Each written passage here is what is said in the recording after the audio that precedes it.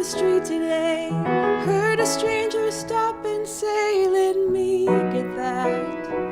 Held the door as I walked in a city crammed with people who made me feel seen. Don't underestimate the power of kindness.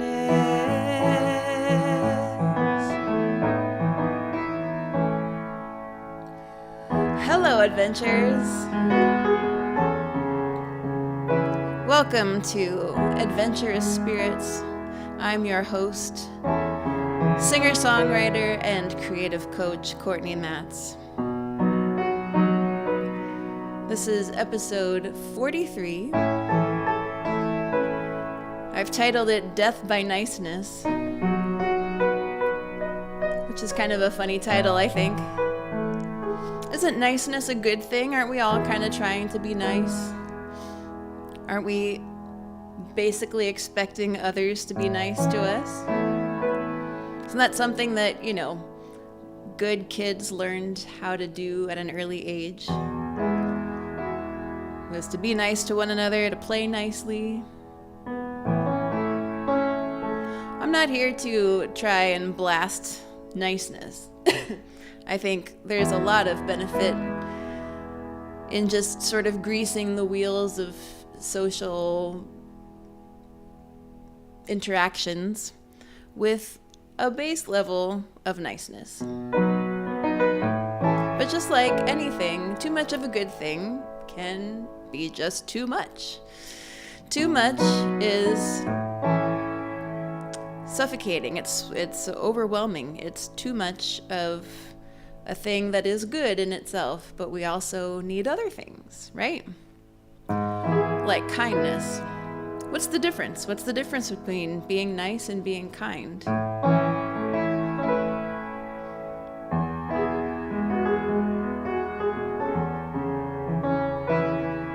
It's complicated.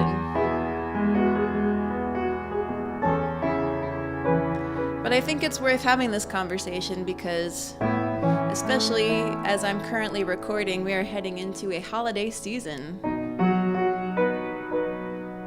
And there's something about taking time away from our ordinary life to simply spend time with people that can be really challenging. Sometimes it's just pure joy, right? We've all had those times. It's just pure joy. And then there are times where your expectations aren't met, or you don't meet someone else's expectations. And it just requires a little more effort. It requires a little bit more effort to be together. And I believe this is part of the adventure.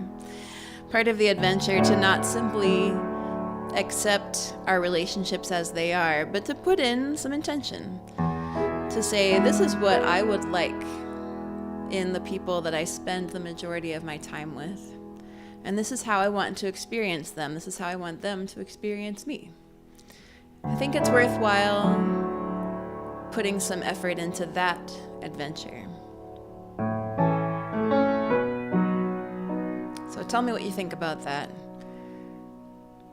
I feel like I'm a nice person. You're probably a very nice person. But where do you feel like niceness either is not enough or too much? Just start off today with a deep question. Here's a little bit more about that. A little boy comes late to school, gives the teacher a handful of dandelions, fingers covered all in mud. But I can tell you, boy, does she feel loved. Don't underestimate the power of kindness. Ooh, kindness. Oh.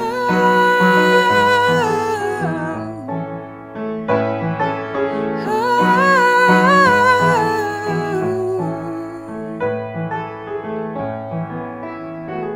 So I think this little boy going to school with flowers is a classic example of kindness over niceness. One, he's late, right? He's late to school, That's not nice. The nice thing to do is to be on time, to honor your commitment to your teacher and to your fellow classmates. And this little boy just shows up late. He prioritizes the gift of the flowers, the dandelions. Which just takes a little extra time. Sometimes you are moved by an impulse, and rather than ignore it and just do the thing that is nice, sometimes you gotta follow that impulse in the interest of showing genuine care and love to somebody. So I think this is an instructive story where if we're just going by playing the rules and doing what you're supposed to do, then we miss out on that genuine expression of love in a creative way. Now, could that gift have been made and also be on time? Maybe. That's an option sometimes. But in this particular instance, that's not how it went. And I think that's okay. Personally, I think that's okay. If you have a situation where you have to choose one or the other,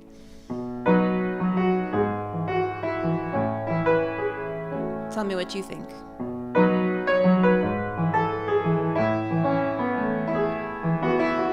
It may not be an act of bravery or strength, but kindness changes ordinary every day. Everybody needs a gentle touch from grace.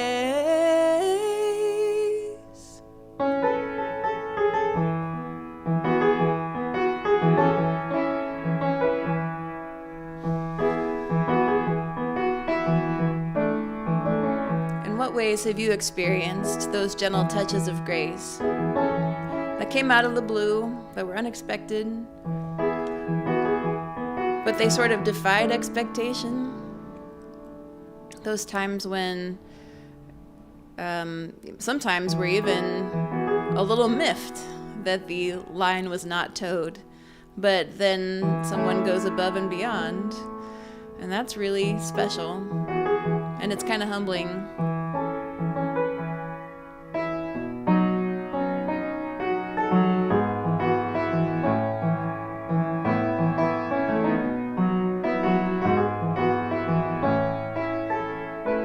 I've had some times where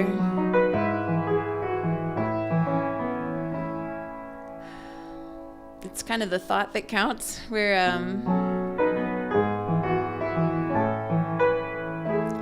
I asked someone to help me with a project and they didn't, but they did something totally different. And just in the interest of not being so specific that it's obvious who or what the situation was, I think it was more important, actually, to have them do what they did, because it was a genuine expression of care.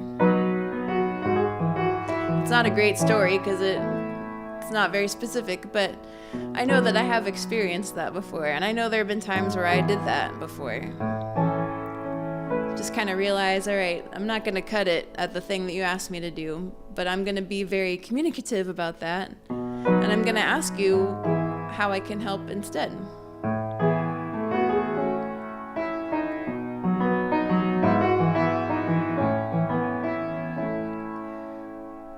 Cause people come and people go, maybe we will never even know their name in a casual exchange, but every minute counts when your life is changed. Don't underestimate the power of kindness. I cannot overstate the power of kindness. Don't underestimate what you can do with just a word or two.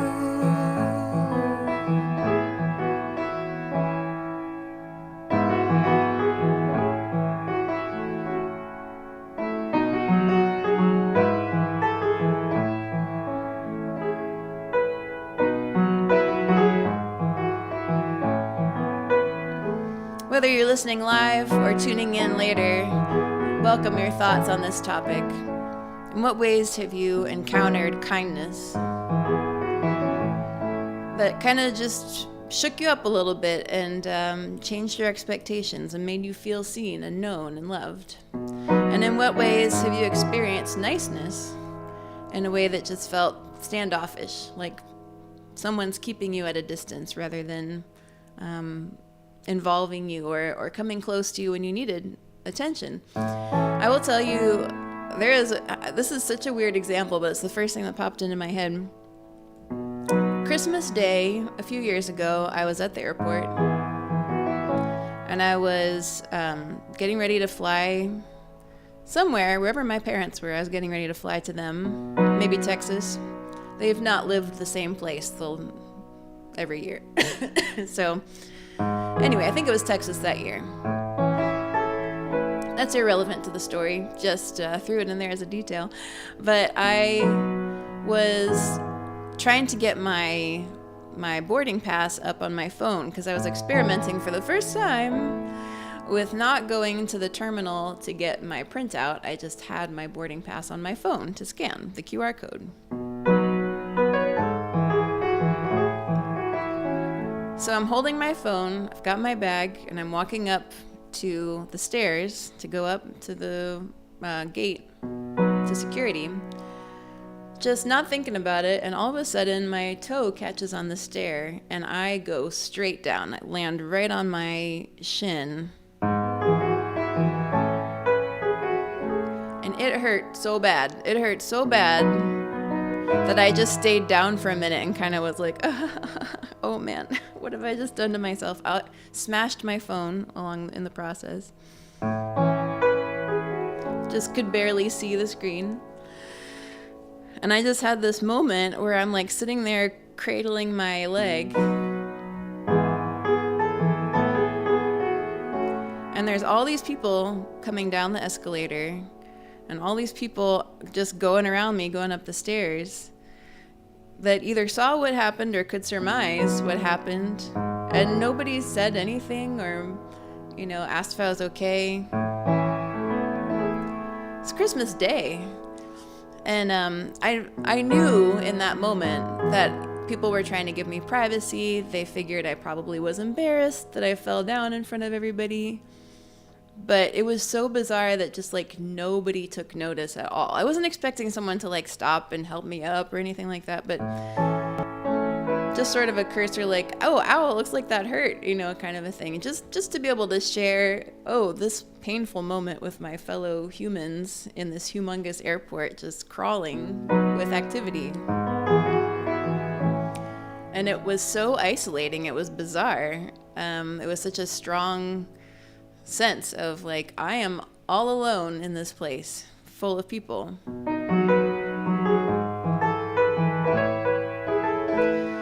Kindness can feel intrusive, I think. But occasionally we need to be intruded on in order to know that someone is aware and they care. Now, we have all probably been in a situation where we took that risk and we intruded with the best intentions and were rejected. It was like, I don't want your attention right now. And that's part of our baggage going forward into any other potential situation like that, right? You feel like, oh, I did that once and it was not welcome, so I want to be careful about inserting myself in future conversations.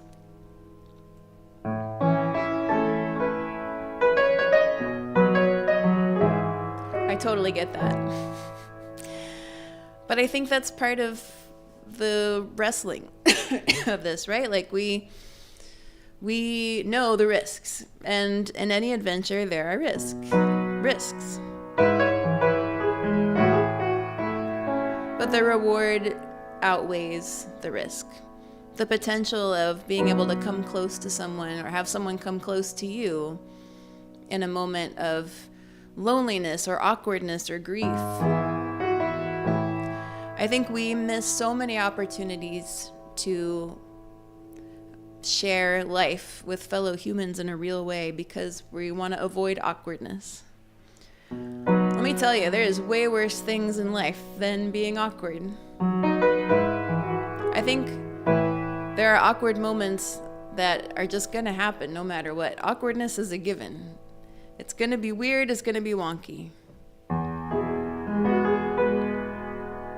But let's not let that dictate how we relate to one another as human beings. I recently saw a story from a lady I know named Melissa Center, who she's been fairly vocal on TikTok and on social media specifically about just feeling really overwhelmed with all that is going on as we now understand it in the Middle East with wars and battling between Israel and Palestine. And she is culturally Jewish. She has family in Israel. And so she's been very vocal about her feelings on that topic. And she shared a story one day that moved me to tears, just talking about how she was on the subway, sitting next to a lady in the head covering. I cannot remember now what the word for it is. I'm going to say it wrong, so I won't. And she was feeling like, I want to talk to her.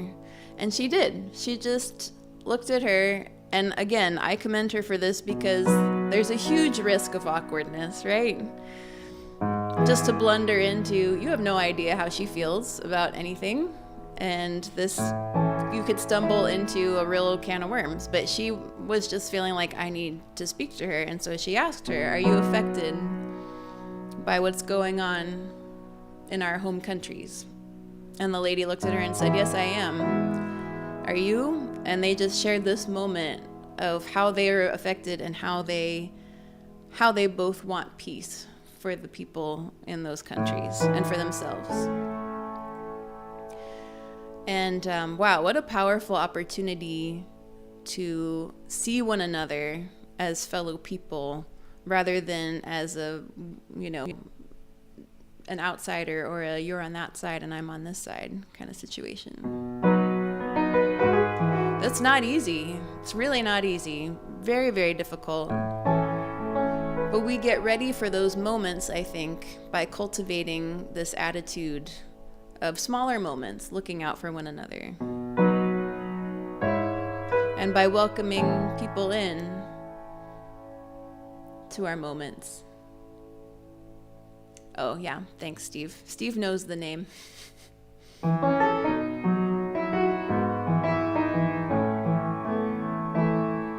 So I see these, challenging family conversations and moments where we see somebody fall down in the middle of the airport as like little prep obstacles. We practice our overcoming awkwardness and our curiosity about one another and our kindness and our listening.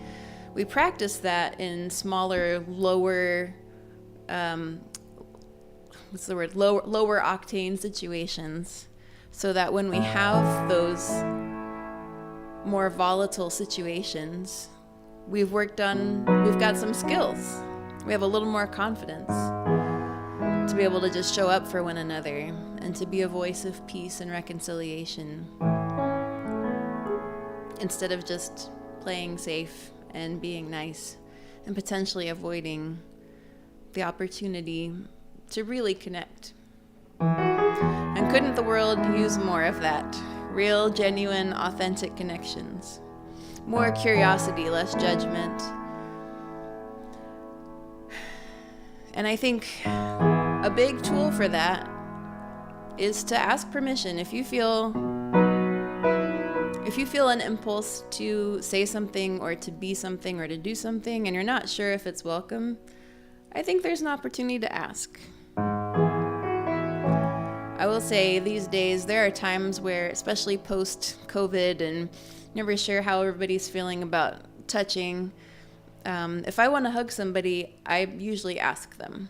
There are times, especially with really good friends, where you see somebody and you're kind of moving towards a hug. There's like a magnetic sort of like, oh yes, this is what we're doing, we're hugging each other.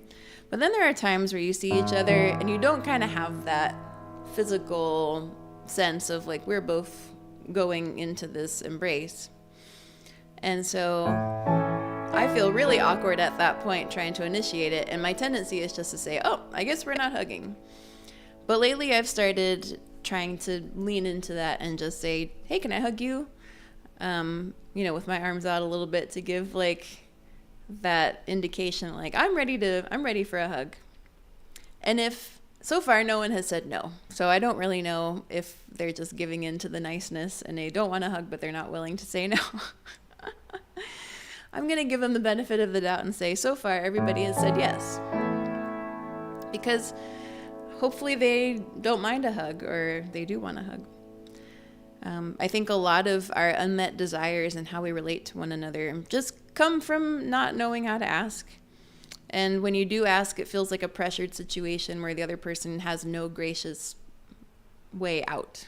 They just have to say yes or let it be really awkward.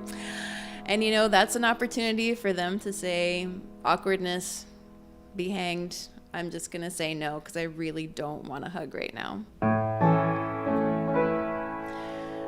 So take that for what it's worth. All that to say, I think it's wise to get curious about whatever we're observing and to ask permission. With a genuine interest in knowing what would benefit someone else. Now, we're human beings ourselves. None of us is going to feel like this all the time. There are times where I really don't feel nice. I feel kind of antisocial, and I don't want to look out for someone else. I'm tired, I'm feeling selfish. Or I'm mad at somebody because how they've treated me in the past. So I think it's helpful to be released to say stuff like that. Say, I'm sorry, I'm not feeling very sociable right now, but I do care about you, and it's important to me to be here right now. So thanks for being patient with my attitude.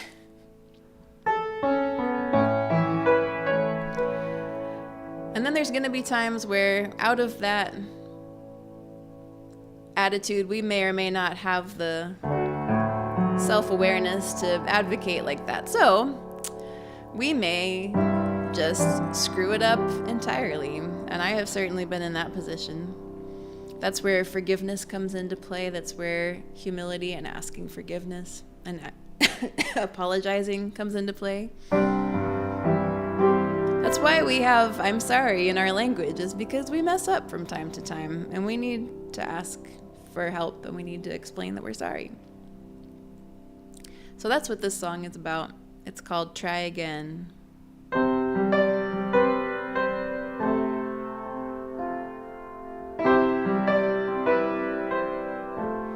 I'll tell you a secret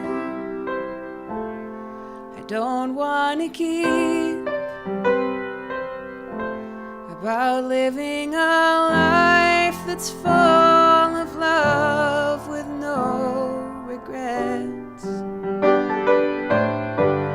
Through good days and bad days,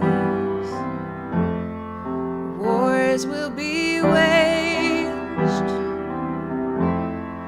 Things will go wrong when it's not your fault, but sometimes it is.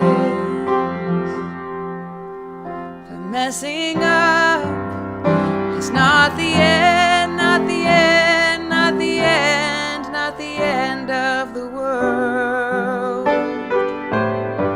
We make our mistakes, it colors and shapes our love.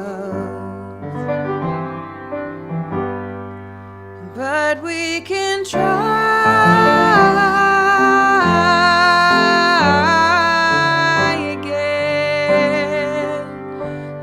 again, we can.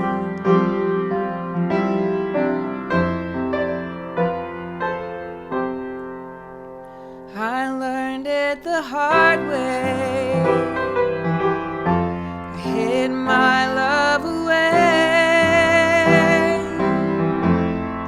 Stuck to my guns, afraid to be wrong, and I kept to myself. Every misdemeanor I took personally. Well, I got so lonely, so high and mighty, protecting myself. Oh, but forgiveness is not saying it doesn't matter. Forgiveness is not saying it didn't hurt. Forgiveness is not saying this hasn't changed me in ways that I didn't want. Forgiveness is I care much more about you than this thing we're going through. And I'm willing to try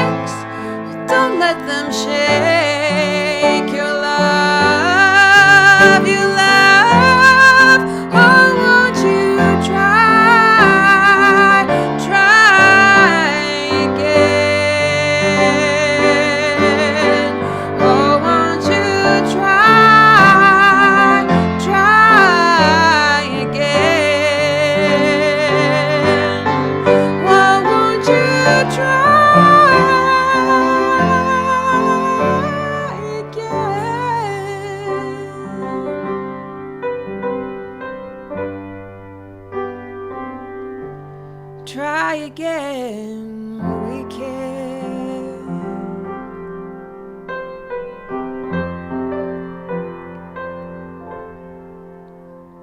I'll tell you my secret.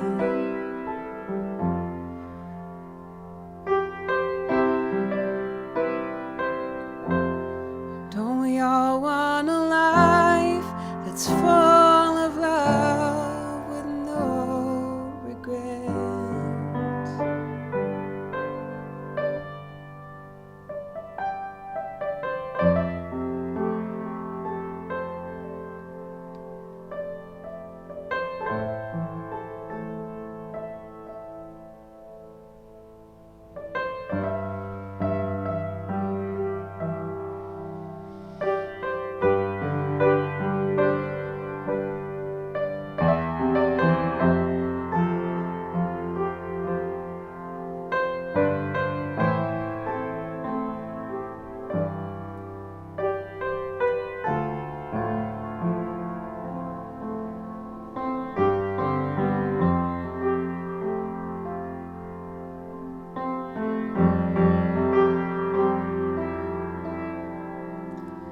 So, newsflash, relationships take work.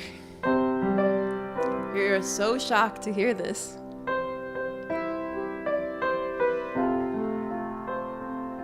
I think about this a lot as a person who has moved a lot, whose community has shifted a lot. I've had people move in and out of town. I've had a lot of things change in my relationships, just due to circumstances of people moving in and out of my life and not having a lot of foundational connections that kind of stay no matter what. I don't have a big family, and again, my observation of how relationships last is it feels very outsidery, like I'm observing things rather than experiencing them. But my intention is to be a person that can sustain very long-term relationships. And I have a few friends that I have known since I was 11 or 12. And I have a few friends that I've known not quite that long, but still pretty darn long, most of my adult life.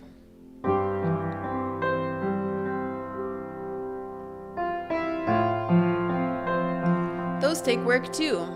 They're a little bit easier because they're long distance, so they're not people who are currently in my life every day. And I think the more closely we live with other people, the more all of these things get challenged, right? To embrace the adventure, to keep digging in, to go deeper with one another, and to be there for each other rather than to just kind of exist next to one another. So this song is a song that I wrote based on a true story, not my life, but the life of someone that, that's a long story. But anyway, a story, someone else's story. But the whole idea is just kind of recognizing that something big is coming out of this relationship. And it winds up being a whole family that endures for generations, that has years and years of relating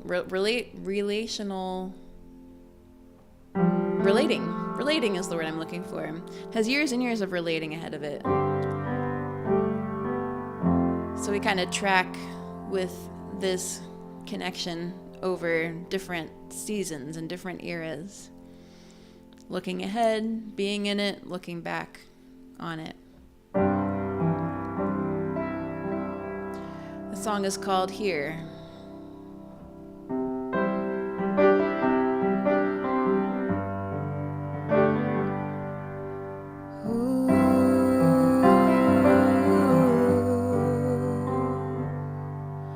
Look out the window, stare at the morning light. Hundreds of daydreams flashing beneath the sky. When everyone in life wants something real, can you imagine how that would feel?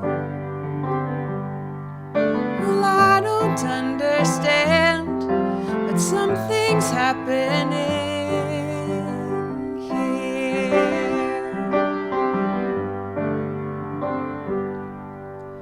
Maybe it's nothing, maybe it's just a dream. But what if it's something? What if it's everything? Oh, when everything you wanted falls apart, suddenly that's the best place to start. Well, I don't understand, but something's happening. I don't understand, but something's happening here.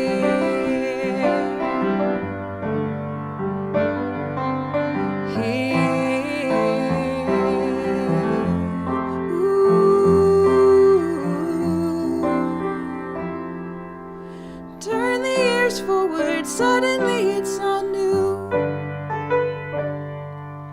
Look at this family, all that he's brought us through. Looking back from here, everything's changed. I've never been so proud of my last name. Well, I don't understand, but something's happening. I don't understand. No, I'll never understand. Killed that note. Well, I don't understand. No, I'll never understand. But something's happening here. Oh, I'm so glad it happened here.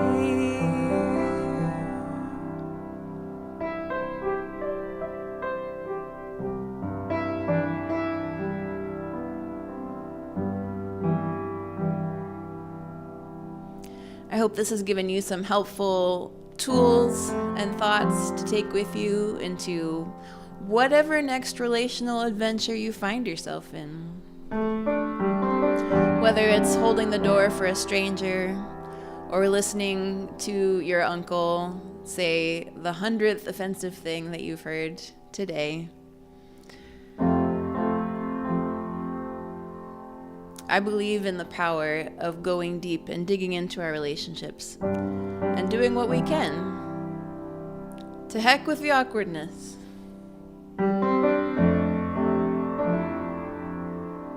And if you find any of this useful and you find yourself using it, I hope you'll come back and tell me about it. I wish you a wonderful, joyous holiday season. I have one more episode before Thanksgiving. It'll be next Tuesday, and then we'll take a couple weeks off. And I'll look forward to seeing you then. Have fun out there.